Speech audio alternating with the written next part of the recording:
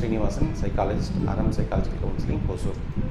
So நம்ம இந்த வீடியோவில் என்ன தெளிவாக பார்க்க போகிறோம் அப்படின்னா, எனக்கு ஒரு முடிவு ஒன்று எடுக்க வேண்டியது இருக்குது, இல்லை எனக்கு ஒரு தெளிவு ஒன்று தேவைப்படுது, இல்லை எனக்கு ஒரு பிரச்சனை இருக்குது, அதிலிருந்து வெளியே வரணும்.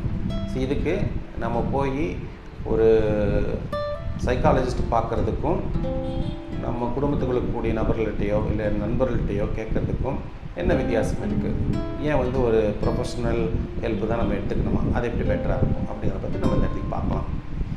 ஸோ இந்த விஷயத்தை நம்ம ஒரு 3 விஷயமாக பிரிக்கலாம், 3 விதமாக பிரிக்கலாம்.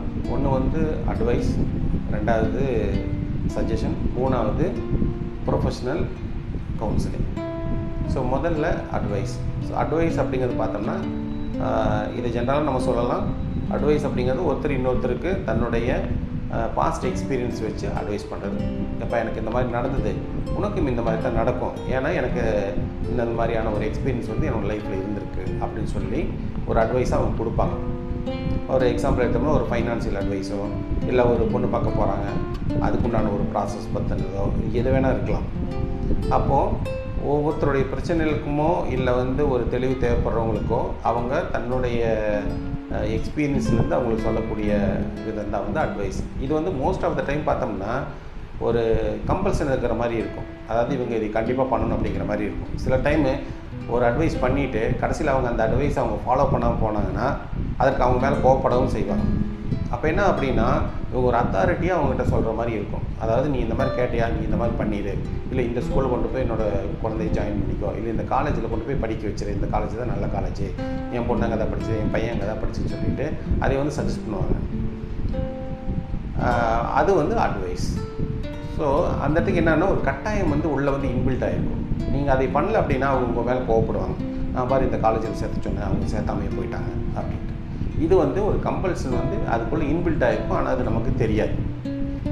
2வது நம்ம சஜஷன் பார்ப்போம். சஜஷன் அப்படிங்கிறது பார்த்தீங்கன்னா, இது ஒரு வித்தவுட் அத்தாரிட்டின்னு சொல்லலாம். அதாவது நான் இந்த மாதிரி பண்ணப்பா, உனக்கு பிடிச்சுன்னா அது பண்ணு, இல்லைன்னா பரவாயில்ல அப்படிங்கிற மாதிரி இருக்கும். அதாவது இந்த இடத்துக்கு கம்பல்ஷன் இருக்காது, இது உங்களுடைய விருப்பம் தான். ஓகே, உங்கள் பையன் இங்கே சேர்த்துங்க, அப்படின்னா இங்கே சேர்த்துங்க அப்படிங்கிற மாதிரி ஒரு சஜஷனாக சொல்கிறது.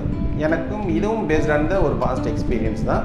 ஆனால் என்ன அப்படின்னா அட்வைஸில் ஒரு கம்பல்ஷன் இருக்கும், ஒரு எதிர்பார்ப்பு இருக்கும், அவங்க அதை பண்ணி ஆகணும் அப்படிங்கிற ஒரு இது இருக்கும், அந்த ப்ரெஷர் இருந்துகிட்டே இருக்கும். ஆனால் சஜஷனில் அந்த ப்ரெஷர் இருக்காது. நீங்கள் எங்கே வேணால் ஜாயின் பண்ணிங்க அப்படின்னு சொல்லி ஒரு பாஸ்ட் எக்ஸ்பீரியன்ஸில் உங்களுக்கு கொடுத்துருப்பாங்க. ஆனால் ப்ரொஃபஷனல் கவுன்சிலிங் அப்படின்னு சொல்லி வரப்போ என்ன அப்படின்னா, ஒரு டேர்ம் இருக்குது, அதாவது மெட்டா அனலைஸ்ன்னு சொல்லுவாங்க. அதாவது நிறைய பேர்த்துக்கிட்ட இது எக்ஸ்பெரிமெண்ட் பண்ணி இது ப்ரூவ் ஆகிருக்கும். அதாவது மினிமமாக ஒரு 95+ அந்த ரேஞ்சில் அது எல்லாத்தையும் செக் பண்ணி இது அப்படி தான் நடந்துகிட்ருக்கு அப்படிங்கிற மாதிரியான ஒரு அனலைஸ் பண்ணியிருப்பாங்க. இதுக்கு பேர் மெட்டா அனலைஸ்ன்னு சொல்லுவாங்க. இது பல விதமாக நம்ம இதை பார்க்கலாம் இந்த கவுன்சிலிங்குள்ளேயே. அதாவது கைடன்ஸ் சொல்லுவாங்க. கைடன்ஸ் அப்படின்னா பார்த்தோம்னா, ஆல்ரெடி எனக்கு ஒரு முடிவு ஒன்று எடுக்க வேண்டியது இருக்குது, அதுக்கு பாஸ்ட்டாக இந்த மாதிரியெல்லாம் ஒரு செட் ஆஃப் ரூல் இருந்திருக்கும். அதுபடி நம்ம பண்ணுறப்போ அவுட்புட் பார்த்திங்கன்னா, அந்த ரிசல்ட் பார்த்திங்கன்னா அது மாதிரி தான் இவங்க எக்ஸ்பெக்ட் பண்ண மாதிரியே வந்திருக்கும். ஸோ இது கைடன்ஸ் சொல்லுவாங்க. அதுக்கடுத்து லைஃப் கோச்சிங். ஒருத்தர் ஒரு இதில் ஒரு சிறப்பாக இருப்பாங்க. ஃபார் அன் எக்ஸாம்பிள் பார்த்தோம்னா, ஒரு ஸ்போர்ட்ஸு மென்னு இல்லை ஸ்போர்ட்ஸ் உமனோ யாராவது இருப்பாங்க. அவங்க அதில் கொஞ்சம் டெவலப் ஆகணும், இல்லை உங்களுக்கு ஒரு ஸ்விம்மிங் தெரியுது, அதில் இன்னும் கொஞ்சம் எக்ஸ்பர்ட் ஆகணும் அப்படின்னா அதுக்கு கோச்சிங் கொடுப்பாங்க. இது லைஃப் கோச்சிங் அப்படின்னு சொல்லுவாங்க. அதே மாதிரி கன்சல்டேஷன்னா இவங்களுக்கு இதை பற்றி படிச்சிருந்துருப்பாங்க, சில தெரப்பீஸுகளை பற்றி அதுக்குண்டான நாலேஜ் இவங்களுக்கு தெரிஞ்சிருக்கும். அப்போ இதை அப்ளை பண்ணி ஒரு பிரச்சனைக்கு உண்டான ஒரு தீர்வை எட்டுறதுக்கு இது உதவிகரமாக இருக்கிற மாதிரியான விஷயங்களை டிஸ்கஸ் பண்ணியிருப்பாங்க. இது கன்சல்டேஷன் சொல்லுவாங்க. ஸோ இந்த மாதிரி பல விதத்தில் இந்த கவுன்சிலிங் இருக்குது. இது நம்ம கவுன்சிலிங் அப்படிங்கிற ஒரே பேரில் தான் கூப்பிட்றோம். பட் இதுக்குள்ளே இந்த விதமான இன்க்ரீடியன்ஸ் எல்லாம் இதுக்குள்ளே இருக்கும். ஸோ இது ப்ரொஃபஷ்னல் வேயில் இவங்க இதை பில்ட் பண்ணியிருப்பாங்க. ஸோ அதுதான் மற்றவங்களுக்கும் மற்ற அட்வைஸ் சஜஷன் இதுக்குமே நம்ம கவுன்சிலிங் அப்படின்னு உண்டான பெரிய வித்தியாசம். இன்னொரு பெரிய வித்தியாசம் அப்படிங்கிறது பார்த்தோம் அப்படின்னம்னா, ஜட்ஜ்மெண்டல். அதாவது நம்ம தெரிஞ்சவங்க கேட்குறப்போ ஒரு ஜட்ஜ்மெண்ட் இருக்கும். ஓகே, இவங்ககிட்ட இது சொன்னாலும் இவன் பண்ண மாட்டான்ப்பா அப்படிங்கிற ஒரு என்ன சொல்லலாம், ஒரு முன் யோசனை இவங்ககிட்ட இருக்கும். இவனா இப்பேற்பட்டவன், இவங்களாம் இப்பேற்பட்டவங்க அப்படிங்கிற ஒரு ப்ரீ ஜட்ஜ்மெண்ட்டில் இருக்கும். அதே பார்த்தோன்னா ஒரு ப்ரொஃபஷனல் கவுன்சிலர்கிட்ட அந்த ப்ரீ ஜட்ஜ்மெண்ட் அவங்ககிட்ட இருக்காது.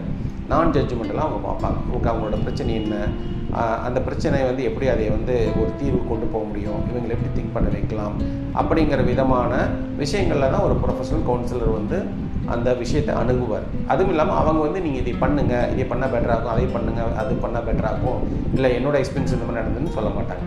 அவங்க என்ன பண்ணுவாங்க, வரக்கூடிய அந்த கிளைண்ட்ஸுக்கு என்ன இஷ்யூஸ் இருக்கோ அதை வந்து அவங்க பார்க்காத பக்கங்களை அவங்க பார்க்க வைப்பாங்க. இந்த மாதிரி திங்க் பண்ணாங்களா, இல்லை இந்த விஷயங்களை கன்சிடர் பண்ணிக்கிட்டாங்களா, இல்லை அந்த விஷயங்களை கன்சிடர் பண்ணிக்கிட்டாங்களா அப்படிங்கிற மாதிரியான விஷயங்களை அவங்க கண்ணு முன்னாடி எடுத்து காமிப்பாங்க. அப்போது வந்து என்ன பண்ணுவாங்கன்னா, இந்த வரக்கூடிய கிளைண்ட்ஸ் வந்து அவங்க திங்க் பண்ணுவாங்க, ஓ இந்த விஷயத்தை நான் நோட் பண்ணாமல் விட்டுட்டேன், அப்போ இதையும் சேர்த்து நான் கன்சிடர் பண்ணி என்னுடைய முடிவு எடுக்கிறதுக்கு இந்த விஷயத்தையும் நான் இன்க்ளூட் பண்ணியிருந்துருக்கணும் அப்படிங்கிறத வந்து அவங்களுக்கு வந்து என்ன சொல்லலாம், கோடிட்டு காட்டுவாங்க. ஸோ இது வந்து ஒரு ப்ரொஃபஷ்னல் ஒரு கவுன்சிலரால் மட்டும்தான் அது முடியும். ஸோ இதுக்கு பற்றி படிக்கிறதா வந்து இந்த சைக்காலஜி அப்படிங்கிறதே வந்து. ஸோ இது வந்து டே டு டே இருக்கக்கூடிய பிரச்சனைகளுக்கு நார்மலாக அவங்க வந்து ரன் பண்ணிகிட்டு இருக்கக்கூடிய வாழ்க்கையில் என்னென்ன விதமான பிரச்சனைகளை என்கவுண்டர் பண்ணுறாங்க, அதுக்கு உண்டான தீர்வுகளை எப்படி கொண்டு வரலாம் அப்படிங்கிறது தான் ஒரு கவுன்சிலிங் சைக்காலஜிஸ்டோடைய ஒரு பெரிய ஒரு பணியாக இதில் நம்ம பார்க்குறோம். ஸோ இதில் வந்து நான் ஜட்ஜ்மெண்டல் அப்படிங்கிறது வந்து ஒரு பெரிய அளவில் இதில் ப்ளே பண்ணுது. ஸோ அதனால் ஒரு அட்வைஸுங்கிறது வேறு, சஜஷனுங்கிறது வேறு, கவுன்சிலிங் அப்படிங்கிறது வேறு. நிறைய பேர் சொல்லுவாங்க, எதுக்கு நீங்கள் இது கவுன்சிலர்ட்டு போகிறீங்க, இவங்ககிட்ட கேட்டால் இவங்க பெட்டராக தீர்வு சொல்ல போகிறாங்க அப்படின்னு. அதுக்கு முன்னாடி அவங்க என்ன பண்ணுவாங்க அப்படின்னா, இவங்களை பற்றின ஒரு பிம்பத்தை வச்சுருப்பாங்க. அதன் அடிப்படையில் தான் இவங்க வந்து இதுக்கு பதில் சொல்லுவாங்களே தவிர இவங்களுக்கு உண்டான பிரச்சனை தீரணும் அப்படிங்கிறதுக்காக வந்து அது சொல்ல மாட்டாங்க. ஜென்ரலாக பெரும்பான்மையாக ஒரு சில பேர் வெல் விஷஸ் இருப்பாங்க, அவங்க அவங்களுடைய நன்மைக்காக அவங்க சொல்லுவாங்க. அது வந்து பார்க்குறது வந்து நம்ம மிகவும் சொற்பமான அளவில் தான். ஸோ இதுக்கு வந்து ஒரு ப்ரொஃபஷனலோடைய சப்போர்ட் எடுத்துக்கிறது வந்து எப்போவுமே நமக்கு பெட்டர்மெண்ட்டாக இருக்கும். இந்த ஒரு வீடியோ மூலமாக உங்களுக்கு அட்வைஸ்னா என்ன, சஜஷன் என்ன, கவுன்சிலிங் என்னென்ன அப்படிங்கிறதுக்கு உண்டான ஒரு சின்ன ஒரு தெளிவு உங்களுக்கு கிடைச்சிருக்குன்னு நான் நினைக்கிறேன். தேங்க்யூ.